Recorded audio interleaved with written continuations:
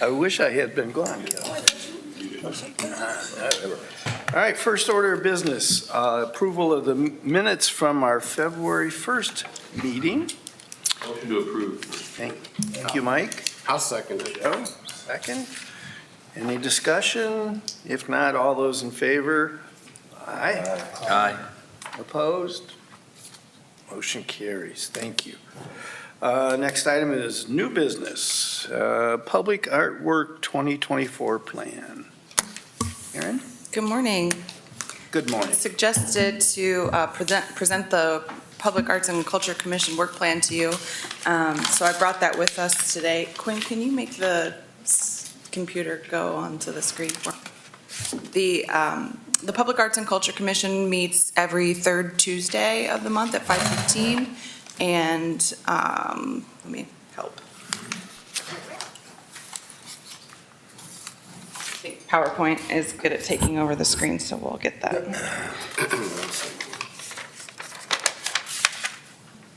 Did you like my performance? I was signing autographs at the end of the show. Seems pretty bold. Does that work? I don't think I. First time I did it, I told the girls, you might have to help me get up. Well, it turns out in reality, they did have to help me get up. The Public Arts and Culture Commission meets every third Tuesday at 5:15 p.m. And the annual process of allocating their budget towards public art in the city is consolidated in a 2020 in the public art work plan for that year. So the 2024 public art work plan was adopted in January of 24, and I'm just going to go over the major projects that are in here just for your awareness, and a number of them are near the bay. So there's a table of contents as soon as you get into that plan, and this is on the public arts work plan, or the public arts page of our city website, so you can get that document easily. There's an introduction to the Public Arts and Culture Commission, just a little background on the public art plan and how that started, the annual work plan program, and a little bit about how we create the annual work plan. So we get together and we do a brainstorm. We talk about ideas from the past that worked well, what things that the commission's still excited about, what would be the most impactful as far as implementing public art in the city for the larger community. We discuss our budget, and then we narrow down projects based on that and create a draft work plan and adopt the work plan. Aaron, Yes. who's on the committee? Oh, it's a number of folks. So Robin Lloyd, Sean Patrick, Thomas Daly, Brian Stanley, Michelle, I'm blanking on her last name, Newell, Martha Weichel, Marcia Carrington.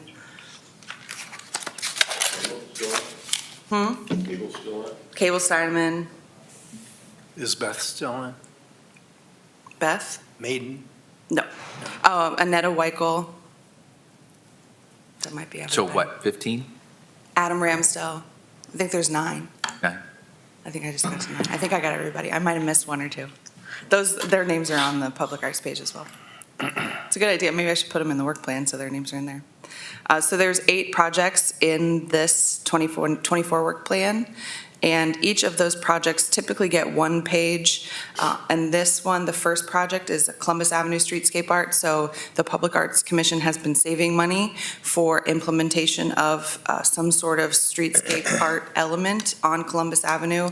And the intention there is, after the streetscape is built, there's extra space where we could implement a number of sculpture features, or one sculpture feature, or something that we facilitate with the community on what we would like to see and what the personality of that artwork might look like and how big would it be and what the budget would be. They've been saving budget since 2021 in order to implement something really impactful on Columbus Avenue. So in this case, you'll see several pages of example photos of projects from other places, just as inspiration to get us started down that road of visualizing what that might look like. So there's 2 on the bottom here. One's in Boston, one's in New York. We also facilitated a Columbus Avenue Public Art is activity with them this year, and to help kind of start to think about the personality and the character of what public art on our primary streetscape might look like. And these are the results from that exercise. So the commission leaned toward modern, playful, geometric, and abstract on what that art might look like. And this is some activities that we intend to conduct with the community when we really launch the engagement process about what that public art might look like, which probably will happen in the spring of '25. We're assuming that the best way to really visualize it and think about what that might look like is to walk up and down our brand new streetscape and look around and talk about it. So we want to wait till our feet can be on the ground in that new public space before we can really start visualizing what we might add to it. Can you go online and see who the artist is? I noticed, I looked at them before, and I don't know that they're just, whoever is the artist that put this together, is that information was provided. So maybe it To put has, the work plan together? yeah. So I put the work plan together and facilitated this Okay. with the community. And all of the photos that are representative of art from other places do have a caption and mention the artist and the location of those places if you wanted to go visit them or read more about them online. So here's a couple more examples. One's from Michigan and one's from Toledo. The Toledo sculpture was actually part of their Summit Street streetscape project, and it's a piece of mirrored art suspended above the street on a median on the right there. A couple other more local, the one from Muncie, Indiana, one from Columbus, Ohio, that were part of streetscape projects. And these are interactive. One's an installation in Canada, one's in Oregon. Actually, when you walk past them, I think you can touch them and they change colors, and they change colors really, really slowly if nobody's there, but if people are around, they change colors a little more quickly. There's one from Denver on a temporary installation from Massachusetts, and then, of course, our Playhouse Square chandelier in Cleveland, That's kinda Ohio. nice. The second project that we work on every year is the City Hall Gallery. So you'll notice the first floor of City Hall, if you walk in towards our code compliance and past our building division, that we have art hanging on the walls. So every year we call for artists, and it's usually about September timeframe where we say we're looking for artists to submit artwork for display in our City Hall Gallery, and those pieces go up for 1 year. So there's photos in here from the past 2 years of the gallery, and then the 2024 gallery is on display now, so I encourage you to take a look at that if you haven't. There's a lot of photography this year. It was just a very common submission, so we ended up with mostly photography this year. The theme for the gallery this year is time. We have our Art Box program, so this is the program where we ask artists to submit proposals to paint utility cabinets owned by the city, and there are a number available. We have 2 completed projects. One is at Sycamore Line and Cleveland Road, and one is at Tyler Street and Hayes Avenue, and that's the one pictured here. It's the story of Bessie. It's called The Day of Lem, the story of the Lake Erie Monster. And we have budget for 3 more of those this year, and we have increased the budget to $1,000 per project, so the artists get paid $1,000 to complete one of these. Aaron, Yes. are these all local artists? I may have missed. Yes, and then the Art Box program is really targeted toward local artists and trying to get art throughout the neighborhoods and tell the story of the neighborhoods. That's the intention of it, and hopefully we'll see if those projects, more proposals for those projects this year. The 2024 Art Box program document isn't out yet. I'm going to work on that probably in April because nobody's out there painting right now. The weather's not quite predictable enough. And then the greetings from Sandusky Mural, we're working on bringing it back. So it was on the back of the State Theater and part of the unfortunate destruction of the back of the State Theater. So Jason Whirling is leading this. He's in communication with the artist that created that originally. They have done greetings from murals all across the United States.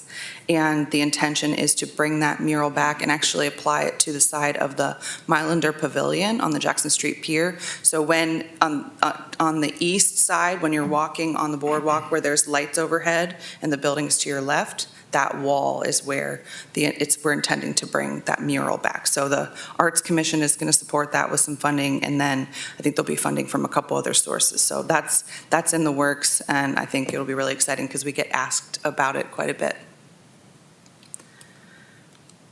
There is a project that Shores and Islands, Ohio is leading, and that is a mural project for 125 East Water Street, and they are looking to cover all or part of this side of their building with a mural, and the Public Arts and Culture Commission is going to support that with a portion of the budget.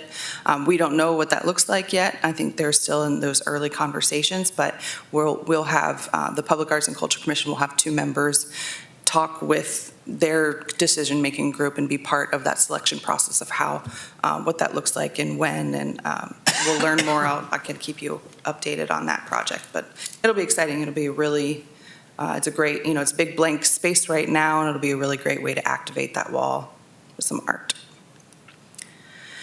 We have an artist-led grant program every year, so this is $10,000. It's available for proposals from artists, so that's just grant dollars that the Public Arts and Culture Commission can grant. The photo examples of this on the bottom left, we have the Warbler Migration mural, and Warbler Migration and Local Wildflowers mural, and that it was painted onto 303 East Washington Street last year by Derek Brennan, and he was a recipient of the 2023 Artist-Led Grant funding. And then an example on the right is chalk art. So the farmers market applied for some grant funding through this program for activating through artists the farmers market. So I think they had like stilt walkers one day, and they had live music one day, and they had chalk art one day. So they used some funding from the Arts Commission to bring more activation through performance and visual art to the farmers market. Finally, we have Eclipse Festival discretionary funds. So we are working with Destination Sandusky to come up with a couple ideas and implement a couple things for the day or the weekend of the eclipse. One of the ideas is like a big chalk wall that says, "What will I do before the next Eclipse Festival?" and just allow people to write on it or say where they're from, a map where they can say where they're from. So they're working out the details of what that might look like, but the commission intends to support a couple things just to really help people move around downtown, because we expect a really large influx of visitors. Finally, there's the Lang Trust Sculpture Program. So you'll see these sculptures. There's the Pink House is right down by the Chesapeake. There's a map on the library page. So the Lang Trust every year initiates this sculpture program with Midwest Sculpture Initiative, and they place about 8 or 10 sculptures around the city. And the Public Arts and Culture Commission just helps. They sit on a panel to help select which sculptures are going to come to the city and where they're going to go. But that program is completely run by the Lang Trust for part of the Sandusky Library. And we also have an implementation page, and that really just helps with folks that I know, the arts commissioners I know are interested in specific projects. So if I have something to call and ask folks about, then that's who I'm going to call first. And if we have, smaller committee meetings, then we'll get together just a couple people before we bring something to the larger group. So that's the 2024 Public Art Work Plan, and thanks for the time and allowing me to share this with you today. Questions? Thank you for a presentation. Anyone have questions? Aaron, Comments? I'm sorry, I don't want to jump right in, but I will. Please do. What's going on with our high wire sculpture? Was that addressed in your report? Yeah, the sculptures that are on display right now, they're by Jersey Kids Yora. They are a temporary exhibit, and we had originally thought we would only have them for about 4 months, but the artist extended that contract. They're planning to come remove them in May. And in the meantime, I've been working with a few others in the community, Barb Hank and Sarah Prout, to do some fundraising to buy a few of them, and there's some funding that the Public Arts and Culture Commission dedicated last year in the 2023 work plan, which is still held to support that purchase. So we do expect to purchase 5 sculptures. I think the Great. Sandusky Education Foundation is going to act as the purchaser and then ultimately get those donated to the city. So we expect to be able to purchase 5 of those sculptures, and the artist is in Poland making them right now. It won't be one of the ones that are hanging now. They all have their own visa, their own travel visa, so they will be moving on to somewhere else. But the ones that we are purchasing will be similar to a couple of the ones that are up there. We ran a public poll to ask folks what their favorite ones were and started negotiating based on which ones are their favorite. So as soon as that contract's signed and we know for sure which ones are which, then we can present those and talk about the timing. And Sarah Prout, you say, is a contact person if you want to direct some funds to purchase? That would be Barb Hank. I'm sorry, Barb Hank? Yes. Okay, Yes. And the funding is secure for the 5 sculptures at this point. okay. I understand the rower is going to have a woman's face. I like the one at the county office building, looking from the park. If you look up, he's on a chair. You can't see the wire because it goes right with the line of one of the, where the 2 stones come together, and that's really. Yeah, Charlie Chaplin was one of the favorites, so that's one of the ones that we're discussing in the works. The artist didn't want to make another one with the ladder. Apparently, there's a couple things with the ladder Yeah. that are vulnerable. So there's a Charlie with balloons, which he's kind of juggling, that may be part of those conversations. Very good, Mike. Yeah, there have been few programs that elicited as much delight, I think, than that one. They look like bronze, they're not gonna be that durable, so they're not gonna last forever, but if they last 10 years, they'll be happy, they're pretty fun. I think, we have to be careful about wires from trees. Eventually you're gonna, so maybe the ones that don't have to hang from wires or have a place where you can attach them to like a metal structure, more permanent structure, might be best. I think the ones at the greenhouse are particularly interesting, and they don't have that trouble. I like Mills Creek Golf Course. So just a couple thoughts there. Okay, thank you, Mike. Any other questions, David? I have to throw in a thought about that too. Sure. I've really enjoyed those when they first came out, touring around, riding a bicycle, how many can we find on a tour or whatever. But just recently, I was down at Shoreline Park during some particularly gusty wind, and there's one there that is a rower, a crew skull type. And the way the wind was blowing, he was going back and forth as if he were rowing. And I thought, I hadn't seen that before. I'm glad I didn't miss that opportunity to see him in action, actually rowing. Doesn't take a lot of wind. I'm saying I saw it. Neat. Yeah. Very good. Other comments, David? Mr. President, and maybe you touched on this, does this money come from general fund money other than Lang Trust, obviously?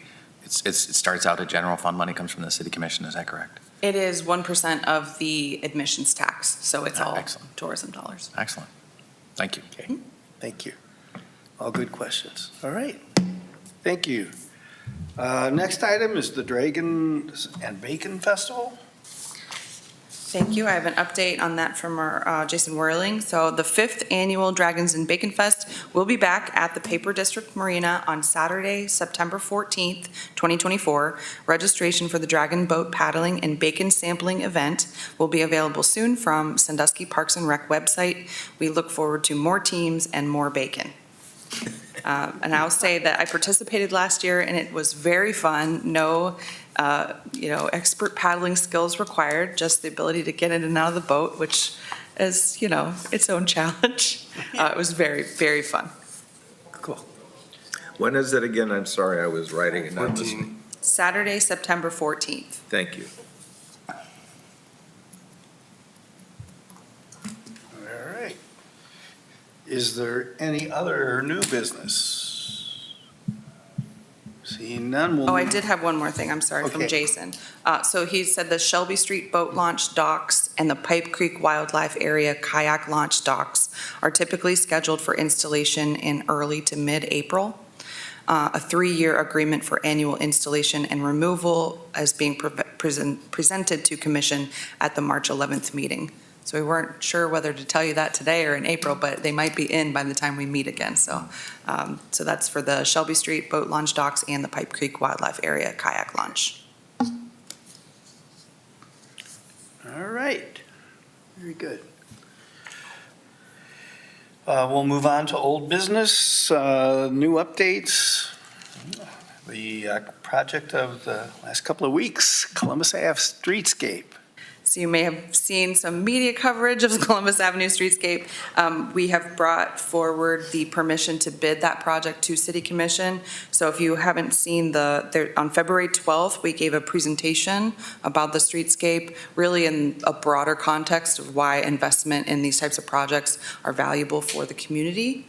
So there was a pretty robust discussion at the February 12th City Commission meeting. So if you're interested, I would catch that. And then on February 26th is when they held a vote for the permission to bid that project, and that passed on first reading. So the second reading of that will be this coming Monday on March 11th. And if, assuming that passes again, then we will be able to bid the project. So that's when we actually put it out in the world and ask contractors to tell us what it would cost and what that timeline looks to them. And we're hoping to do that so we can keep the project on schedule for this year. Mr. Chairman. Yeah, yes, Mr. Zuloff. I'm really excited about this project. I think the process went really well. Soliciting community input led to a design that a lot of people are behind, supportive of. So congratulations on that. I'm a little concerned I'm hearing about maybe budgetary issues, or maybe the bids are coming in a little high, but I hope that, the value of this project is such that we're not going to let, a few bucks get in the way of something that has proved to be a really successful feature of our waterfront. Okay. Any other comments, questions? Okay. I would say that maybe we missed as a commission or as a committee the opportunity to endorse this before it went to the city commission. So I think we need to stay on top of things like this as they come through the process. So obviously, I think there would be support from this group for that project. Are you also soliciting a resolution? We can do one. I guess I don't know that the door's totally closed since there's one more vote. But I would think this would have been something, or that would have been in our wheelhouse, so to speak. Are you making a motion, Michael? No. I will. I move to support this project.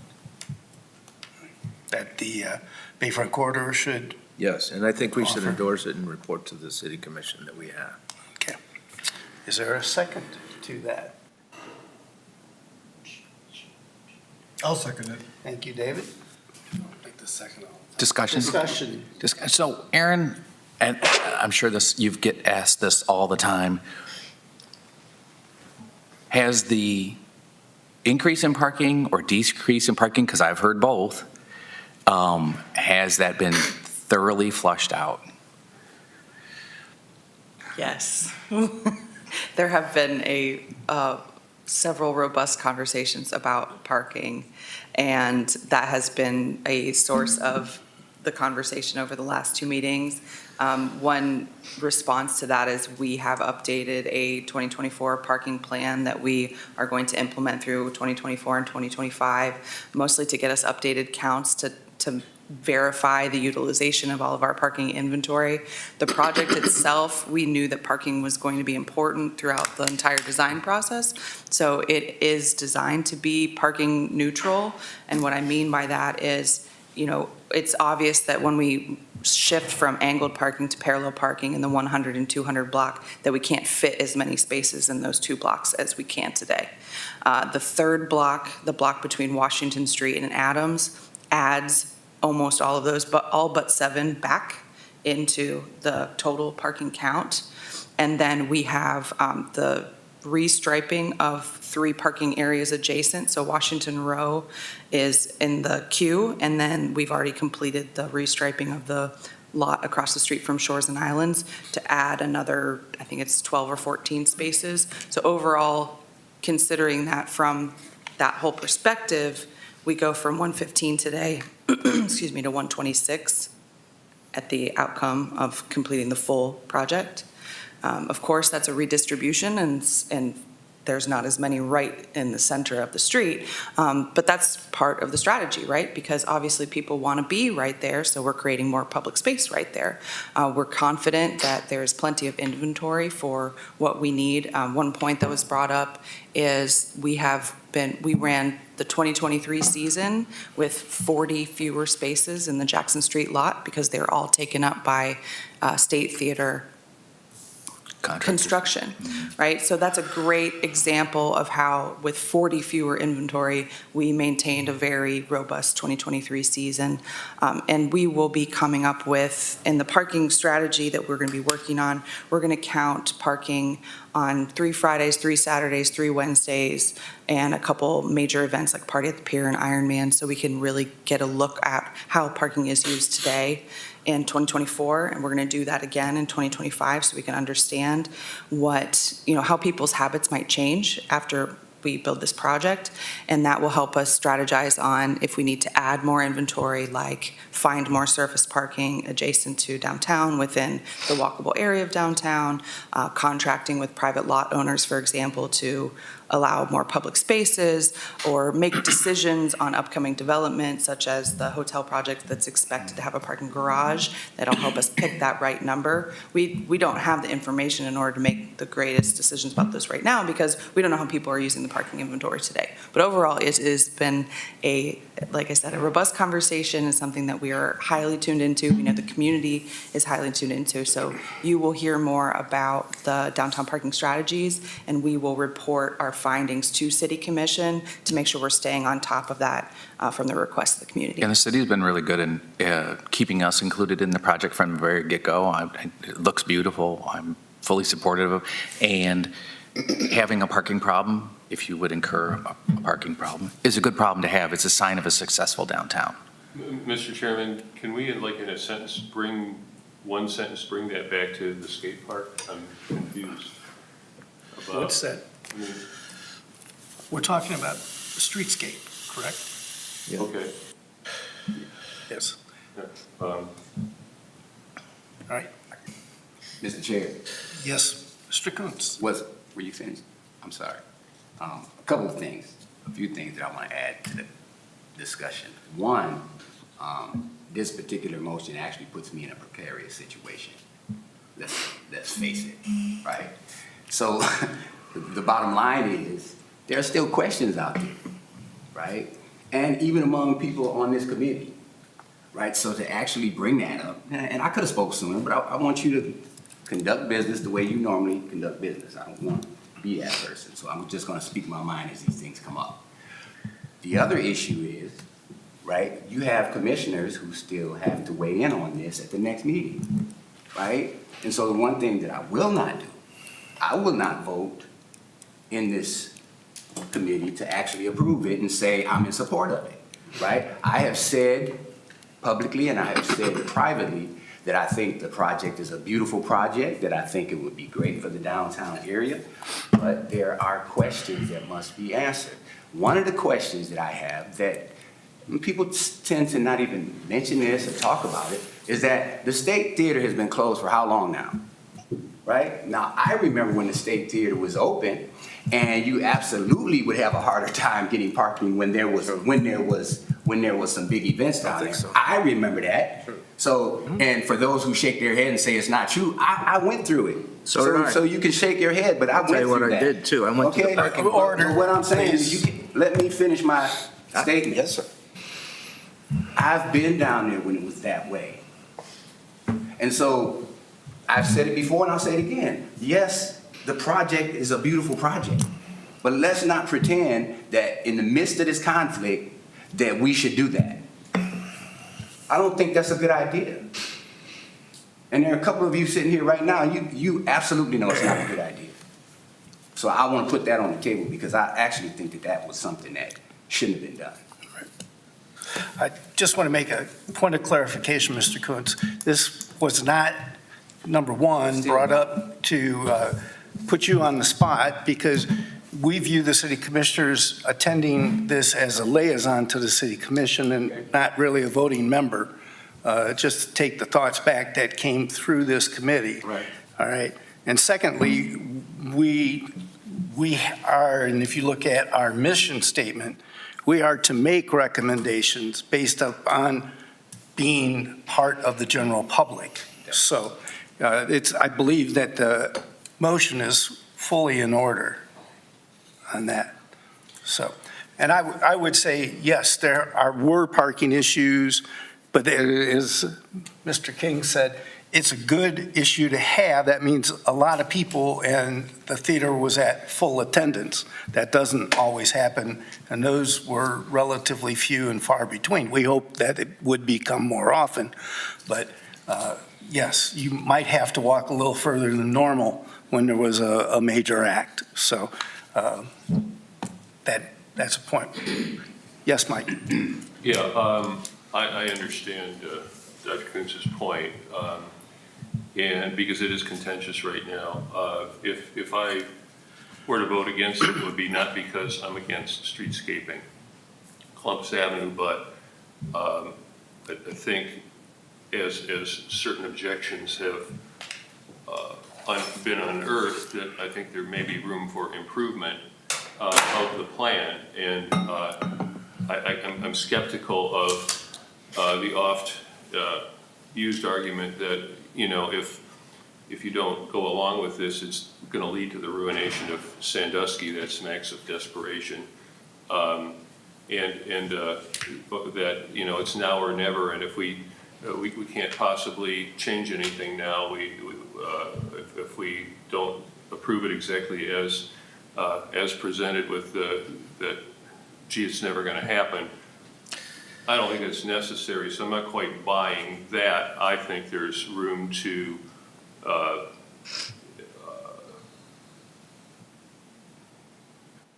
not create winners and losers, but make it more of, it's never going to be perfect, but I think it's more, it could be more of a win-win.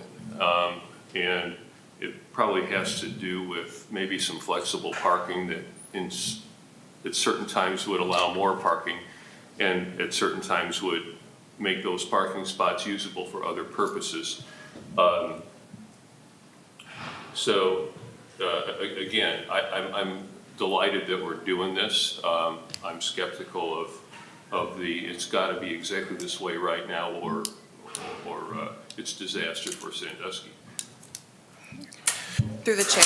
Meyer? I know Yes, you thank had you. your hand up. I thank Mr. Kuntz for his comments. I certainly don't want to be argumentative with anybody on this board. We are here to review what's proposed to the city commission, and as our chairman pointed out, make a recommendation. If we don't believe in it, we don't have to support it. We can't vote to have it be passed. That's not our job. Our job is to review and then make our opinions known. I mean, and there are other places to park, and I think Mike Zuloff pointed that out, and I didn't mean to argue with you, but I parked all the time in the parking garage and walked a half a block to the State Theater if I had to. I've dropped off people that couldn't walk that far, parked, and then picked them up later. So there's things that you can do, and I think that Mike mentioned that too. You got to be flexible in what you can do when you have events like that. Certainly, you look at the car, I don't know what it was called, where they bring their historic cars downtown and park them.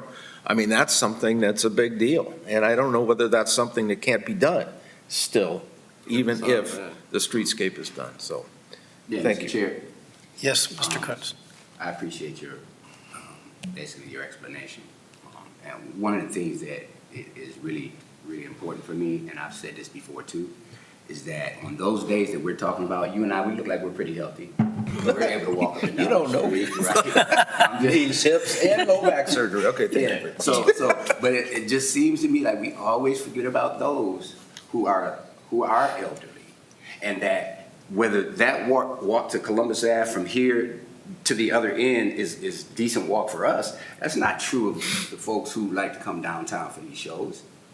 No, and that's so that's what I meant by that. I wasn't trying to I be understand. disrespectful to you. It was just that we all have different experiences. And I'm always trying to think about the others who have a different experience, who aren't in the shape that we're in. I'm always trying to think about others, right? And I'm not saying you're not doing that, but that was the point of me even bringing that up, right? Okay. That I don't hear many people talking about the fact that it's been closed all this time. And with all, and then with the changes, what's that gonna look like? What will it really look like? I don't think any of us really know, and so, but that's just how my mind works, right? It's not intended to be somebody who is a thorn in anybody's side. It's just being honest. Other comments? I have a comment. Judy, sorry. First of all, I think this is a wonderful project, but I am concerned about parking. But I wanted to comment about the party on the pier, because I have Art Walk down there on most Thursdays that happens.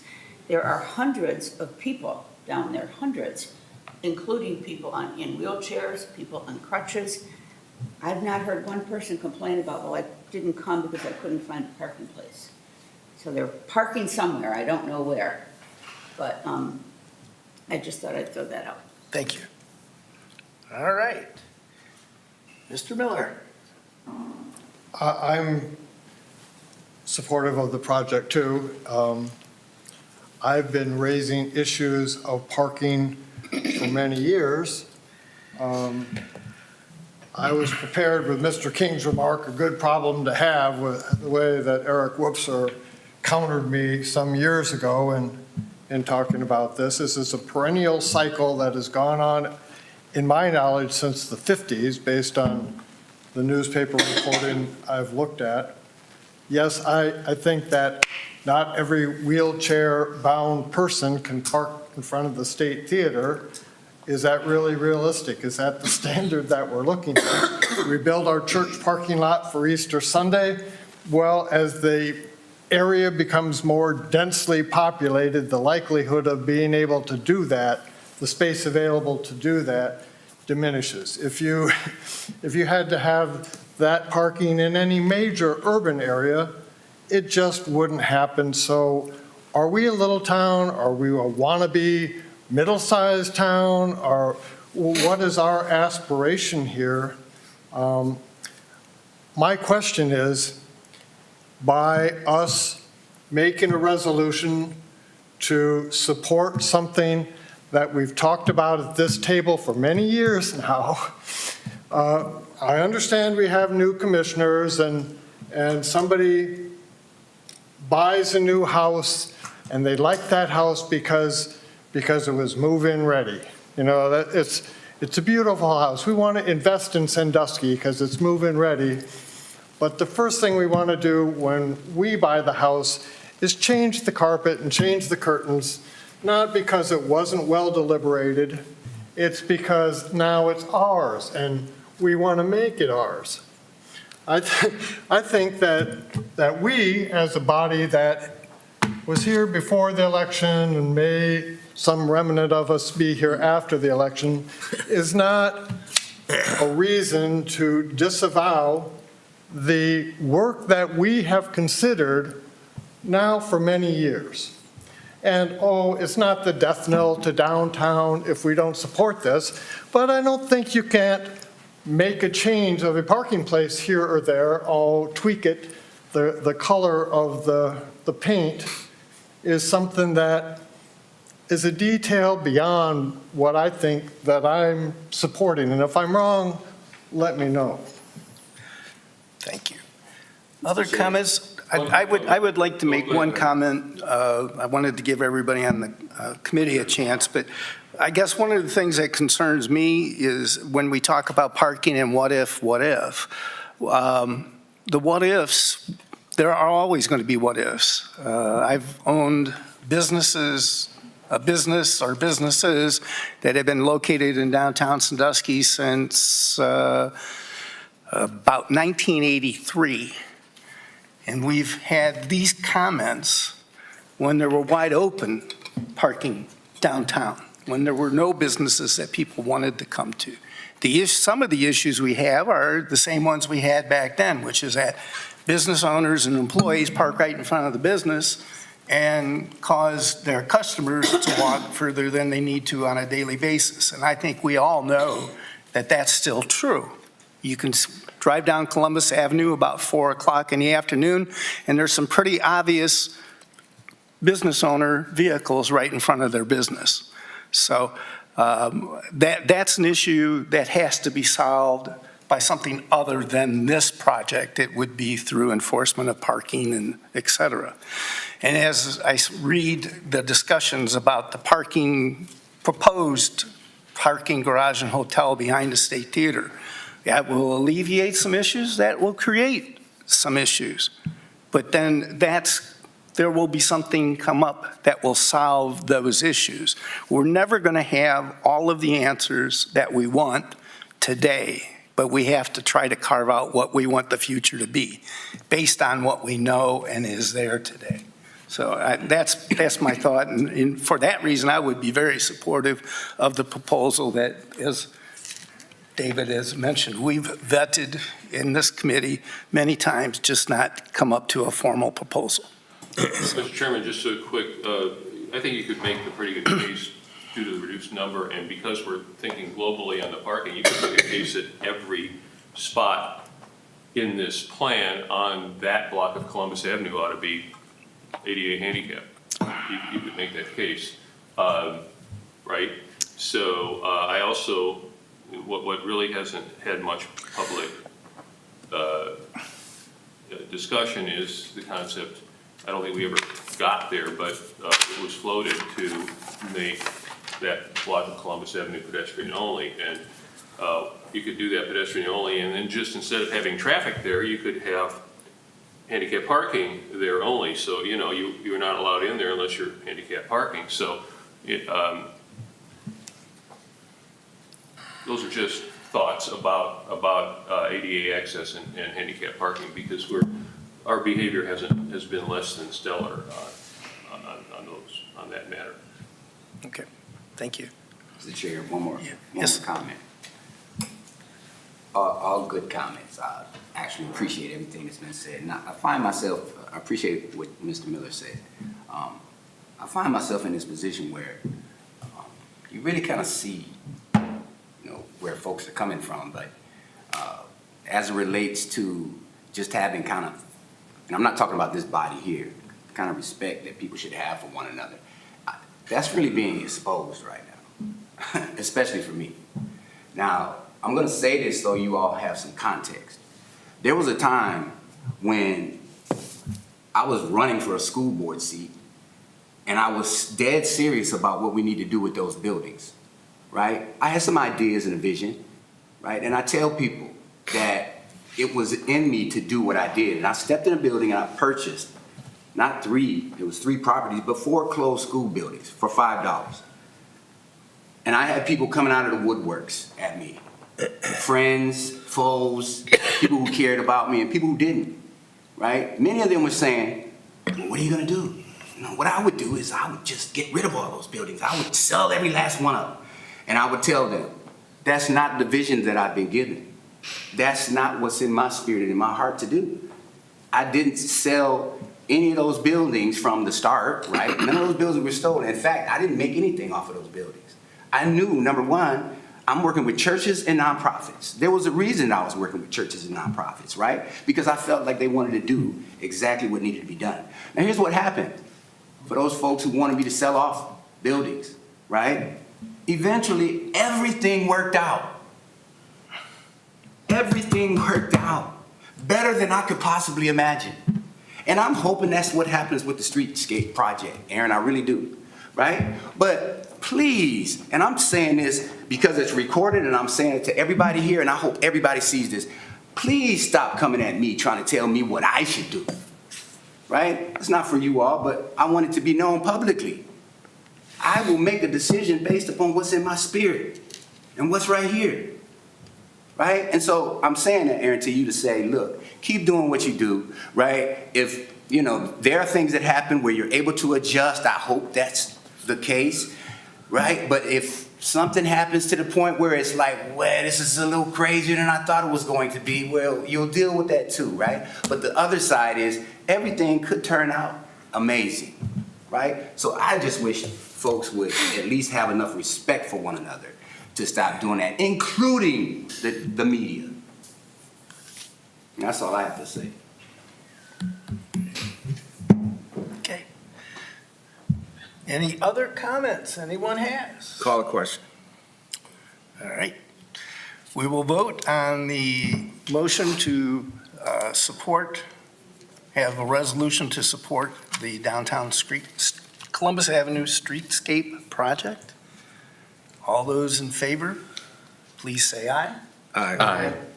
Opposed? No. Motion carries. Thank you. All right, good discussion. Wheels Park. Mr. Klein. Yes, this, unfortunately, we sought bids last week, and we only received 2, and both of them exceeded the 10% allowance, so we had to reject both bids.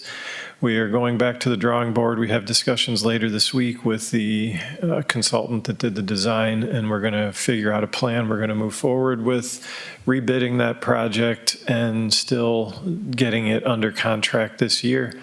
One advantage is that the timing of this will likely push the project till after the summer rather than in the middle of summer.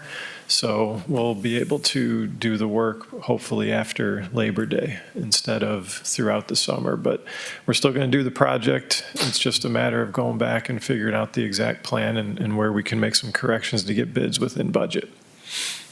All right. Thank you. Any questions for Sure. Mr. Klein? I have Yes. to apologize, I got confused on the order of things, and I was talking about my comments about congratulating the staff was about the skate park, because I was there for some of the discussion, and they really did, our staff did a really good job soliciting community input. So I was like confused with, what are we talking about? So my apologies. That's okay. So yeah, it really worked well. I would hate for a few bucks to cause us to pull the rug out from under a bunch of people that we more or less promised a skate park. And, you know, if you look at the scale of this thing and the money we're spending, I would say we can probably afford to figure out how to get it done. Without, you know, diminishing or corrupting the plan too much.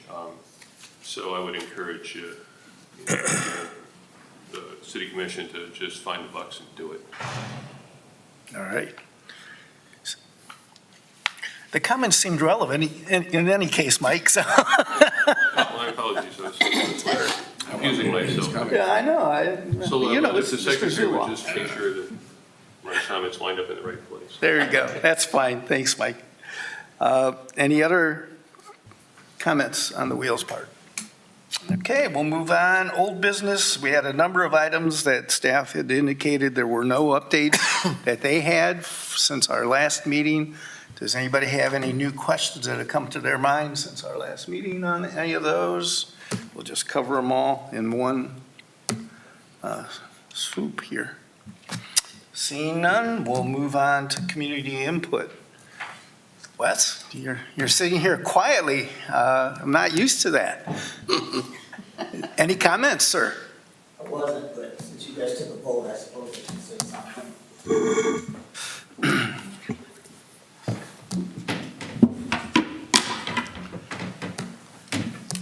Take off your hat. Jesus. I could have just said it out loud if you wanted. At any rate, West Pool, 1939 East Oakgate. I just want to point out on this, with all the different discussions back and forth, the arguments made that suggested parking is not as a significant thing to talk about, to not vote for this policy, when you vote for this project, when they talk about it, they talk about event parking and how they'll walk, how far they'll walk, or how far they'll walk to something that's important to them. It's like if you work down here, you park at, and parking at the garage to walk to the State Theater. It's not the issue. What's at issue here is everyday business. Event parking takes care of itself, and as I've said before, many people said. So I just want to say that your arguments are not addressing what we're talking about, what the people that are concerned about. Event parking, we've got 12 weekends of summer, 12 Saturdays and Sundays, that if you don't have it, in fact, if you have an event every Saturday and Sunday of the summer, some businesses are going to suffer because only certain businesses do well during at certain events. It depends on what the event is. So, yeah, you got a tough, this is tough to do, but you got to narrow down. Will people come down here regularly to go to our businesses other than events if they have to walk? And I would suggest you folks go in fact, I was going to wait till breakfast. How many of you walk to Port from here for breakfast? You've been doing it for years. Okay, just consider that.